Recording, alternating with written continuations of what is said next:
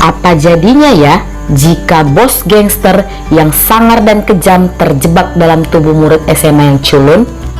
Penasaran sama filmnya, tapi malas nonton film lengkapnya? Oke, baiklah, aku akan ceritakan kisah lengkapnya alias cerleng dari film The Dude in Me. Hello guys, welcome back to my YouTube channel. Selamat datang dan selamat bergabung di YouTube channel aku. Sebelum aku mulai, tolong dukungannya ya dengan cara klik subscribe, like, share, serta tekan tombol loncengnya supaya kalian mendapatkan notifikasi apabila aku membuat video terbaru lainnya. Terima kasih. The Dude in Me atau yang dikenal juga dengan judul The Man in Me merupakan sebuah film fantasi komedi yang berasal dari negara Korea Selatan. Film ini rilis pada tahun 2019. Film ini berdurasi 122 menit. Film ini dibintangi oleh Park Sung Won yang berperan sebagai Jang Pan-soo dan Jun Ji Yang yang merupakan anggota dari boyband B1A4 yang berperan sebagai Kim Dong Hyun. Sutradara film ini adalah Kang Hyo Jin.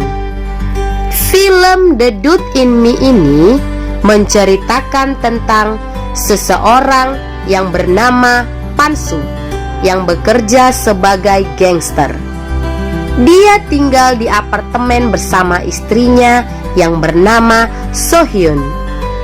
Pekerjaan di dunia gangster tentunya tidak lepas dari yang namanya kekerasan. Pada suatu ketika, Pan-soo mengutus kaki tangannya yang bernama Mansul ke suatu pabrik dengan tujuan agar si pemilik pabrik mau menandatangani surat penyerahan wilayah pabriknya. Bapak tua pemilik pabrik tersebut yang awalnya menolak, akhirnya mengikuti kemauan Pan-soo karena dia mengancam akan memotong tangannya apabila dia menolak kemauan Pan-soo. Adegan berpindah. Pan-soo yang sedang makan di sebuah restoran didatangi oleh bos Yang. Tampak keduanya terlibat pembicaraan yang kurang menyenangkan. Dan ternyata mereka sedang berebut harta warisan dari ayah mertua Pan-soo yang tidak lain adalah bos kepala gangster. Suatu hari, Pan-soo bertemu dengan murid culun bernama Dong Hyun di sebuah kedai mie. Dong Hyun yang tampak terburu-buru tidak bisa membayar pesanannya karena dia lupa membawa dompet. Akhirnya, nenek pemilik kedai menyuruh Pan-soo untuk membayar pesanan Dong Hyun. Dengan muka kesal, akhirnya Pan-soo mau membayarnya. Dia juga diberitahu oleh si nenek bahwa Pan-soo akan mendapatkan hadiah.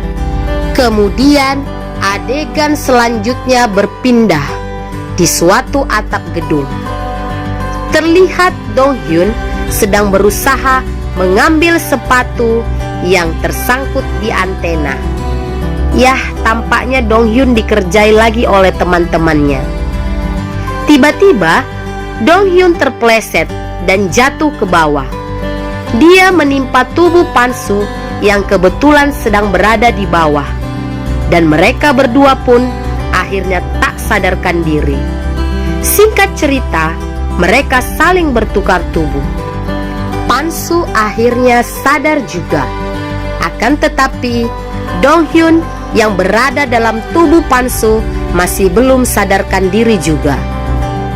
Tampak Pan-soo sedang kebingungan dengan apa yang sedang terjadi padanya. Dan ternyata bapak tua pemilik pabrik di awal cerita tadi adalah ayahnya Dong Hyun. Ayah Dong Hyun mendapatkan informasi dari dokter bahwa anaknya mengalami lupa ingatan. Padahal di dalam tubuh anaknya tersebut adalah Pan-soo. Yah, jelas saja dia bertingkah aneh. Ayahnya yang merasa anaknya sudah dibully memutuskan datang ke sekolah. Namun sayangnya pihak sekolah tidak memberikan jawaban yang memuaskan. Disinilah Pansu berinisiatif untuk mencari tahu siapa para pelaku sebenarnya. Pada hari pertamanya masuk sekolah, Pansu sudah harus berurusan dengan siswa Badung. Dikarenakan Pansu membela siswi yang sedang dibully. Di sini aku pikir Pansu akan dihajar habis-habisan lagi seperti dulu. Namun ternyata sebaliknya, malah murid Badung tersebut yang mendapatkan pelajaran. Yah, jelas saja Pansu ini kan bos gangster yang ternyata memiliki ilmu bela diri yang mumpuni. Belum puas dihajar Pansu, siswa-siswa Badung tadi mencari masalah lagi dengan cara membuli siswa culun lainnya. Namun sayangnya Pansu muncul lagi dan langsung memberikan pelajaran pada mereka. Pansu juga menyita HP dari salah satu siswa Badung tersebut.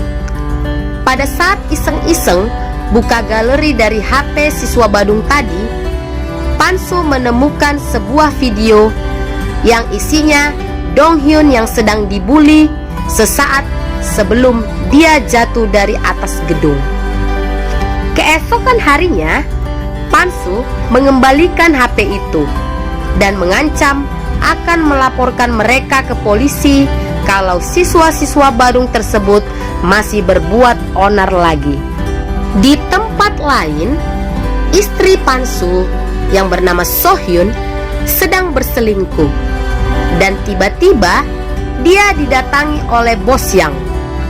Bos Yang pun mengajak istri Pansu untuk bekerja sama mendapatkan harta warisan dari kepala gangster yang tidak lain adalah ayahnya Sohyun. Karena diancam akan dibocorkan terkait tentang perselingkuhannya, akhirnya Sohyun pun menyetujuinya. Pada suatu malam, Pansu menemui Manchul untuk meminta pertolongan. Awalnya Manchul tidak mengenali Pansu yang sedang berada dalam tubuh Donghyun. Namun setelah mengalami pembicaraan yang cukup serius, akhirnya Pansu bisa meyakinkan Manchul.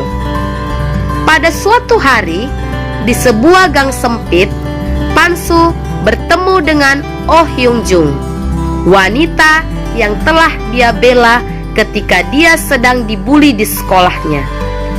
Tiba-tiba muncullah seorang wanita yang bernama Oh Mi Sun, yaitu ibu dari Hyun Jun, yang datang menghampirinya. Dan tampak Pansu mengenali wanita tersebut. Ternyata wanita tersebut dulunya adalah kekasih Pansu. Setelah kejadian tersebut, Manchul mengambil rambut dari kepala Pansu, dan Pansu juga mengambil rambut dari kepala Hyun Jung. Tujuannya agar dia dapat melakukan tes DNA. Yah, kayaknya Pansu teringat pernah mantap-mantap dengan Misun dulu. Hehehe. Pansu pun terkejut setelah akhirnya hasil tes DNA keluar. Dan hasil tes tersebut, Hyun Jung benar adalah putrinya Pansu. Setelah mengetahui kebenaran tersebut, Pansu merasa tidak terima karena siswi yang sering dibully di sekolahnya adalah putrinya sendiri. Kemudian Pansu meminta tolong kepada Manchul untuk mematahkan kaki siswa-siswa Badung yang sering membuli putrinya tersebut. Namun jelas saja Manchul menolak permintaannya, karena Manchul tidak ingin menyakiti anak kecil. Lalu Pansu pun mencari cara lain, yaitu dengan mengajak Hyunjung untuk ikut bela diri, supaya dia bisa melakukan perlawanan ketika sedang dibully. Ya, hitung-hitung sekalian Pansu dietlah dengan tubuhnya Donghyun yang gemuk. Singkat cerita, setelah latihan yang cukup keras, Pansu pun akhirnya mendapatkan tubuh yang ideal dan membuat para siswi di sekolahnya terpesona melihatnya. Sepulang sekolah, Pansu mampir ke rumah Hyunjung, dan di sini terjadilah momen yang sangat sedih. Saat Pansu melihat foto Hyunjung waktu kecil, nampaknya Pansu sangat menyesal tidak bisa menemani Hyunjung di masa kecil putrinya. Pada adegan lainnya, pada saat ayah Donghyun yang baru pulang kerja dihadang oleh segerombolan preman yang bertujuan menagih hutangnya dengan cara kekerasan. Saat dia ingin dipukuli, Pansu datang dan akan menolongnya. Namun ayah Donghyun malah menghalanginya, dan dia akhirnya dipukuli sampai tidak sadarkan diri. Yah, ayah Donghyun ini memiliki rasa kasih sayang yang cukup besar. Salut! Pansu yang tidak terima atas kejadian tersebut pun akhirnya mengirimkan Mancul untuk memberikan pelajaran terhadap gangster penagih hutang tersebut. Walaupun satu lawan banyak, tetap saja Mancul yang menang, karena dia juga memiliki ilmu bela diri yang tidak kalah hebat dari Pansu. Di sekolah, Hyunjung juga sudah dapat mengatasi siswi-siswi Badung yang sering membulinya. Adegan berpindah lagi di kedai Misun. Nampak Pansu terlibat perkelahian lagi dengan sekumpulan bapak-bapak RT yang sedang mabuk, karena mereka telah menggoda Misun. Setelah perkelahian telah usai, Pansu akhirnya menjelaskan kepada Misun bahwa yang ada di dalam tubuh Donghyun ini adalah dirinya. Awalnya Misun tidak percaya, namun pada akhirnya Pansu berhasil meyakinkannya. Walaupun demikian, bukan respon baik yang diterimanya. Misun masih sangat marah karena Pansu telah meninggalkannya waktu itu. Sepulang sekolah, Hyunjung diajak ke pesta oleh Pak Boy di sekolahnya. Dengan ekspresi yang malu-malu, akhirnya Hyunjung pun menerima ajakan tersebut. Akhirnya Hyunjung beneran datang ke pesta itu, dan dia pun disambut oleh Pak Boy. Di pesta itu tampak juga siswa culun yang dibuat melayani siswi-siswi Badung. Tanpa sengaja, si siswa culun ini mendengarkan obrolan mereka mengenai rencana mereka untuk mengerjai Hyunjung di pesta tersebut. Sedangkan Pansu tidak datang ke pesta menemani Hyunjung karena dia ada janji bertemu dengan Misun di suatu kafe. Lagi-lagi Pansu meminta maaf akan kejadian di masa lalu mereka. Namun Misun masih saja marah dan tidak mau memaafkannya.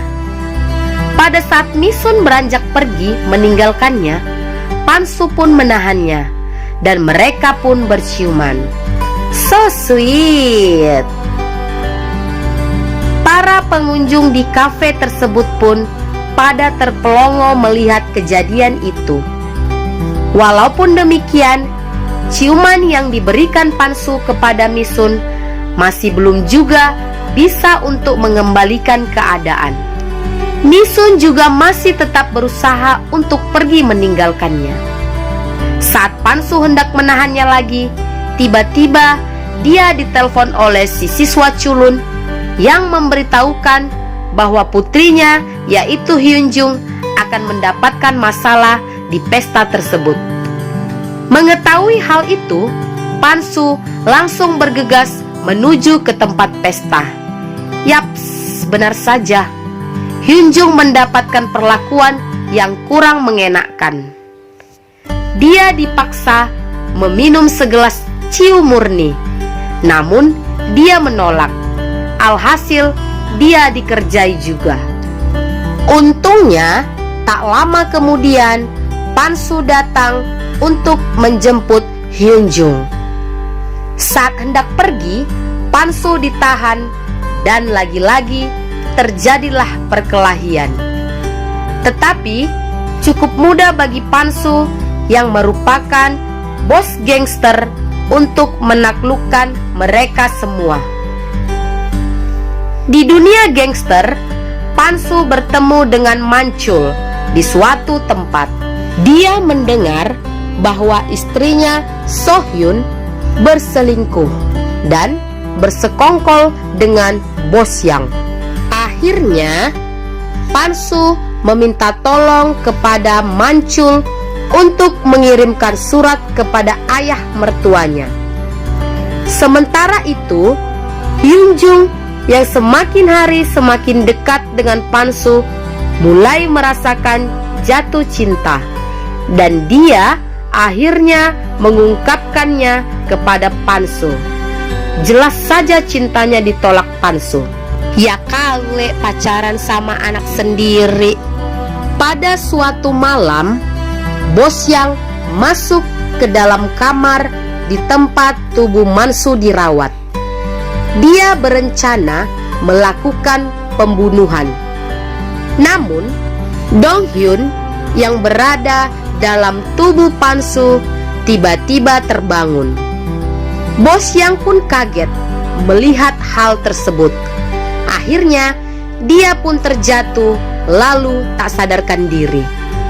Dong-hyun pun akhirnya pulang ke rumahnya dan merengek ke ayahnya karena dia berada dalam tubuh om-om. Jelas ayahnya kaget dan kebingungan.